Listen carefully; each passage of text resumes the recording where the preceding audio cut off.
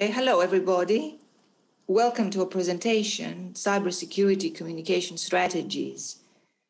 As we all know, cyber attacks are of increasing concern to both cybersecurity experts and communication specialists. This project brings together a communication specialist, that would be me, and a cybersecurity expert, Robert Biddle, to identify some ways to improve communication between experts and non-experts, and thereby hopefully help people to prevent or at least to manage cyber attacks more successfully. The aim of the project is to identify common gaps of knowledge or misunderstanding of cybersecurity issues in users and to propose communication strategies and techniques to address these. So you can see the questions that are guiding our project. Well, what are the challenges involved in communicating about cybersecurity to non-specialists? And what strategies have proven successful or have failed? Before doing anything else, I'll give you a brief overview of what crisis communication is and some of the main terms and concepts that are important in understanding the way that communication specialists approach crises. So crisis communication specialists always try to identify the kind of crisis, because not all crises are the same.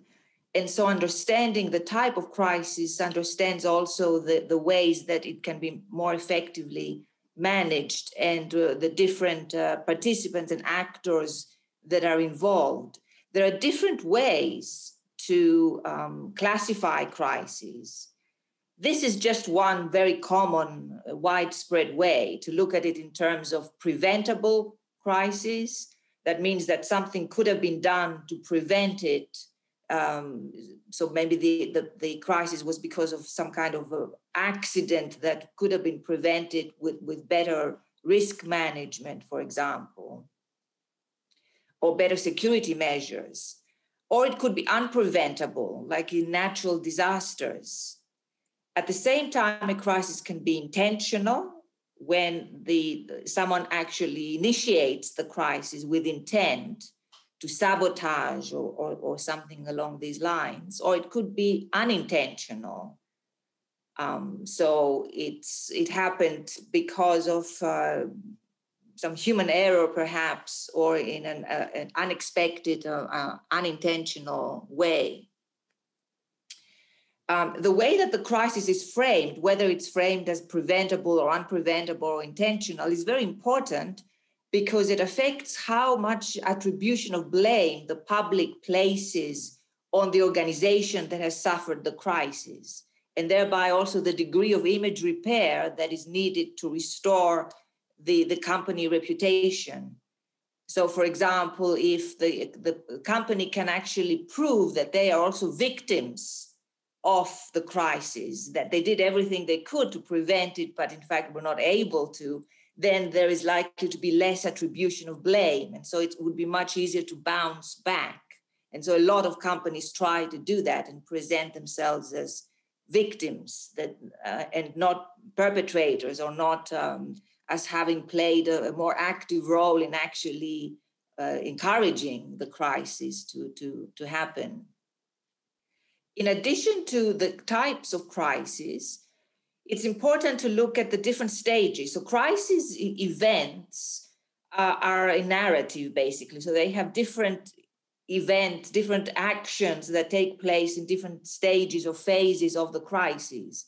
And again, the crisis communication specialists divide these into three categories. So you have the pre-crisis stage, which involves the communication strategies that can mitigate or manage areas of risk. And sometimes this is known as issues management. So this is before the crisis actually occurs, identifying which areas could potentially be problematic and lead to a crisis and manage these areas well. And so, of course, communication also plays a very big role there in training, for example, or explaining how certain things work. Then you have the actual crisis stage, which is when the crisis is happening. And during that time, the communication that is needed is practical information on managing the events of the crisis. That's known as instructing information, like what to do, how to behave to keep the crisis under control, and adjusting information, which is more long-term, how to adapt to functioning more or less normally during a crisis event. And the post-crisis stage is when the crisis has ended, but of course, then we have to clean up the situation and manage the effects, the aftermath of the crisis through communication strategies that restore trust and repair image and reputation of the companies. So issues management versus crisis communication. Issues management, as we said, is part of the communication strategies that take place in the pre-crisis stage. So it's managing the issues that could potentially lead to crisis, focusing on prevention rather than crisis response, being proactive in finding what the risk factors are. And issues management specialists look at the systemic issues, how the system itself can produce crisis because there are risk factors that have not been taken into account and need better management. Crisis communication is really a branch of public relations, and it really focuses on ways that organizations manage their reputation after a crisis, so reputation management. And there's a lot of work done on the kinds of strategies that are used by different companies during this crisis communication stage. And for example, image repair theory has identified strategies such as denial or evading responsibility, trying, for example, to blame particular individuals in the company rather than accepting responsibility as a whole. Reducing offensiveness, trying to show that it's not as major an event as sometimes the media make it sound. Corrective action, which is what the company will do so that this doesn't happen again and to fix the problem. And of course, if none of these things work, you have apology, mortification, which is apologizing and accepting blame, and then, of course, trying to find a way to renew the image through discourses of renewal and revamping or creating a new image. And so this is some very important aspects of crisis communication from the communication aspect. And so I'm now going to pass over to my colleague, Robert Biddle, to tell us about how cybersecurity connects to all of these. Hi, I'm Robert Biddle at Carleton University in Ottawa. So what we're really interested in is how communication theory might help us in cybersecurity. We're interested in how it might help the analysis of organizational communication pre-crisis, during the crisis, and post-crisis. And we're also interested in how it might inform experts in cybersecurity so that we can communicate better with the media and the public. So, of course, we've been doing work relating cybersecurity and education and communication, rather, for a while. So, for instance, in education, and my examples here are all from work at Carleton. In education, we've looked at infographics. There's the work of Leah Jean Kennedy there. My colleague Sonia Chiasson and her student Sana Maksud and Christine McPhail did a wonderful effort in a game for helping young people understand cybersecurity, now rolled out by MediaSmarts to many schools in Canada. And in some ways, all of these efforts are about building mental models, which many studies have shown to be the problem in decision-making by people. And my last image there is of some current work by Eric Spiro and me on basically how we might use ordinary day-to-day security practices to help build better mental models of cybersecurity in people. So all of these involve communication, but in our project, we're looking for something a little bit more specific.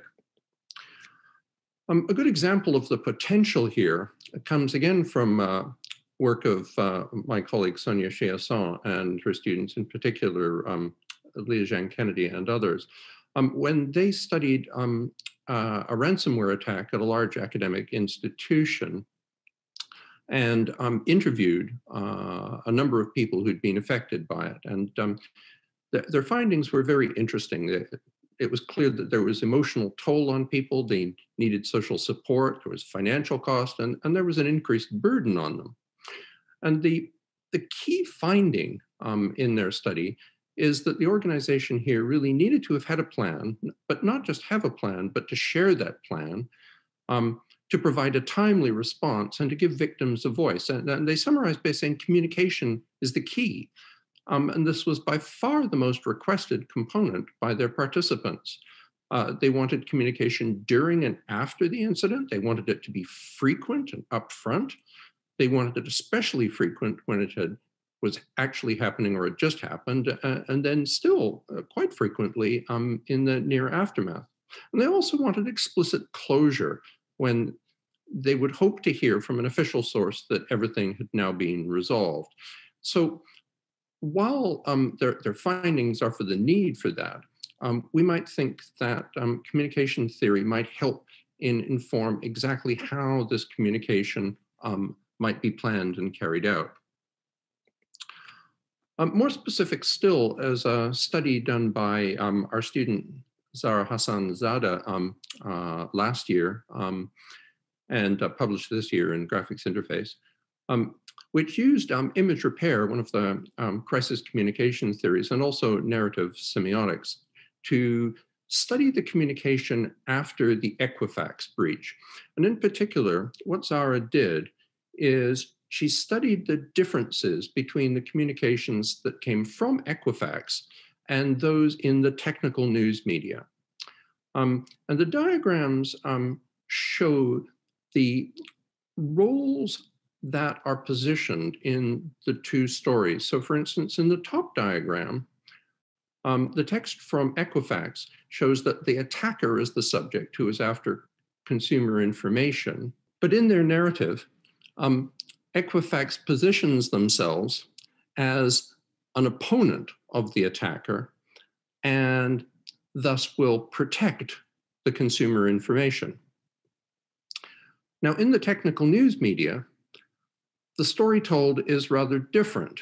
And while the attacker is still the subject after the consumer information, it's clear that Equifax, by their failure in various ways, acts as a helper to the subject and thus makes the consumer information available to the attacker and significantly exposed.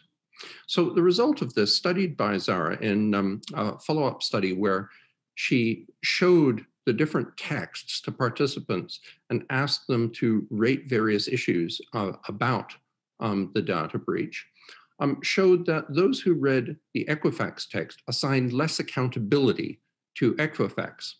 Now, in some ways, this is hardly surprising. This is potentially the goal of Equifax and the goal of the image repair strategy. In fact, it did in essence repair the image.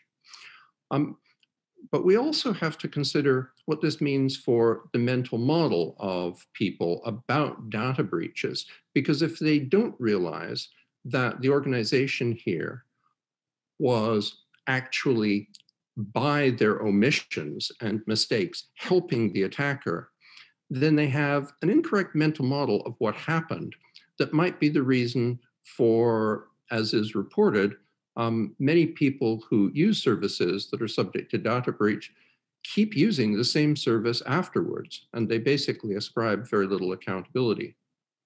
Now, so this is an example where we used image repair and narrative semiotic analysis, but it would also be interesting to use the issues management approach and study what had actually gone on inside Equifax. Now, we know something of that but it might be fruitful to use that method to study exactly what happened and therefore inform organizations about how they might do better on another occasion.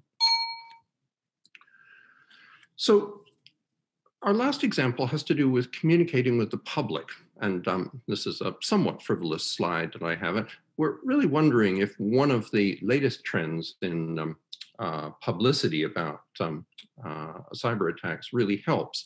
Now we have names which are widely disseminated and even logos for these. The Heartbleed one was very widely circulated in Canada when the Heartbleed vulnerability affected the CRA, for instance. And more recently, we had the Spectre and Meltdown logos and the WannaCry ransomware logos. We really have to ask ourselves, what kind of understanding these are aiming to create in the public, and what understanding the public really takes from them.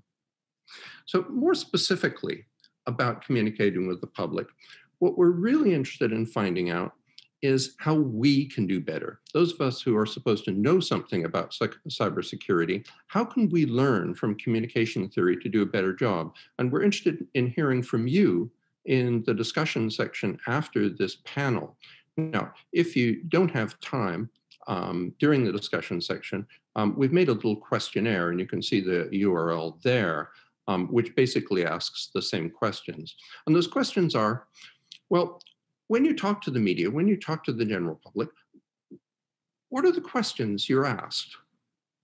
What strategies do you use to explain cybersecurity? And we're interested in you describing some successful strategies that you've either used or seen used, and also some unsuccessful strategies, some failures you've seen used or seen other people using.